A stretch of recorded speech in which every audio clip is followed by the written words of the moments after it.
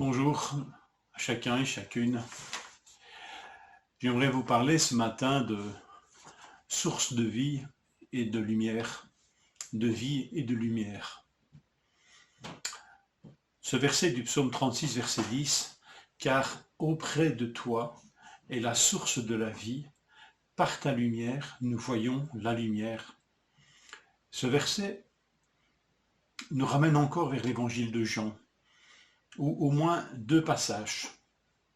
dans deux passages, vie et lumière, vie, source d'eau vive et lumière pointent vers Jésus.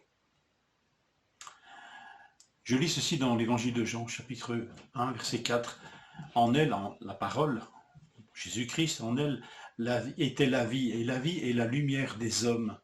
Cette lumière était la véritable lumière qui, en venant dans le monde, éclaire tout homme. Elle était dans le monde, et le monde a été fait par elle, et le monde ne l'a point connue. De toute éternité, Dieu, de point, Père, Fils et Saint-Esprit, Dieu est source de vie et de lumière, qui éclaire tout homme, aussi bien dans le monde physique que spirituel, moral, aussi bien dans notre corps, pour notre corps, que dans notre être intérieur, l'âme et l'esprit. En ce domaine spirituel, nous avons plus que jamais un grand besoin de revenir à cet éclairage divin pour nos propres vies. Dieu éclaire tout homme. La lumière est indispensable à la vie, et nous le savons bien. Et d'autre part, elle est indispensable à la vie spirituelle, à la vie morale pour l'être humain. Et il a besoin de cette lumière divine.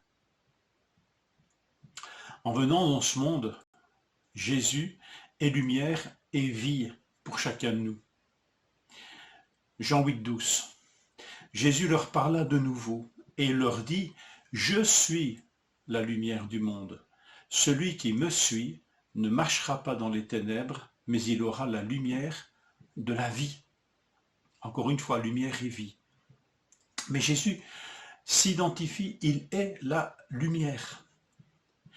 Et c'est intéressant que cette déclaration dans l'évangile de Jean suit l'épisode connu, me semble-t-il, de la femme adultère. Vous savez, cette femme que celui qui n'a jamais péché lui jette la première pierre.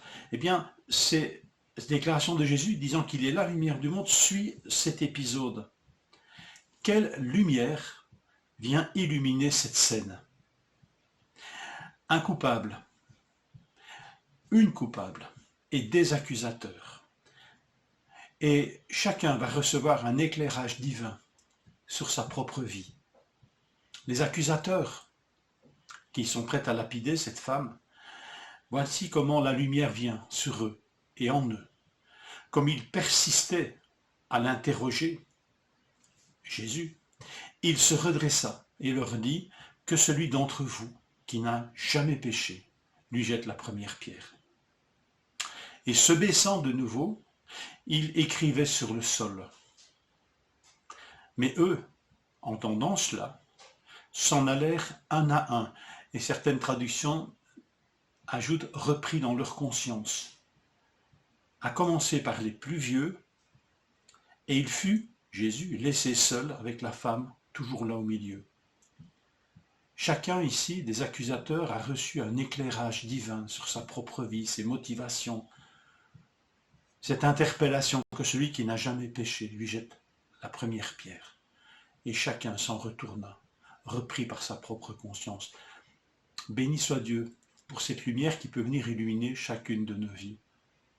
Peut-être sommes-nous des accusateurs, des justes, des propres justes qui regardons ce monde avec un regard sévère, du haut de notre vertu, du haut de notre perfection.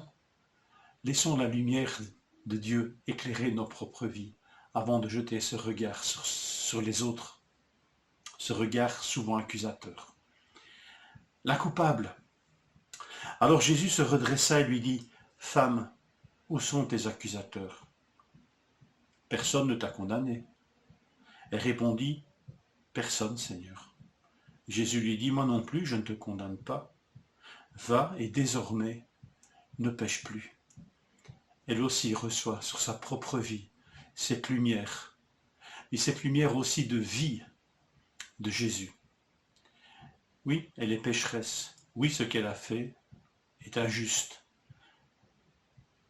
Mais Jésus va lui dire, je ne te condamne pas, mais va et ne pêche plus. Il ne lui dit pas, c'est pas grave, tout le monde le fait, c'est comme ça. C'est cette lumière de Dieu, de Jésus-Christ, qui vient se poser sur sa vie à elle. Là encore, lumière et vie, je ne te condamne pas. Par ta lumière, nous voyons la lumière. Nous voulons cet éclairage divin sur nos vies, Seigneur. Parce que tu es aussi lumière, mais tu es vie. Non pas une lumière crue pour mettre simplement en évidence nos péchés, mais lumière pour nous communiquer la vie. Et donc recevoir cette lumière, c'est aussi venir aux sources de la vie. Et l'une et l'autre ont un nom. Lumière et vie ont un nom commun. Jésus-Christ. Que le Seigneur vous bénisse, vous fortifie et nous remplisse d'admiration et d'adoration pour celui qui est la lumière et la vie. Bonne journée.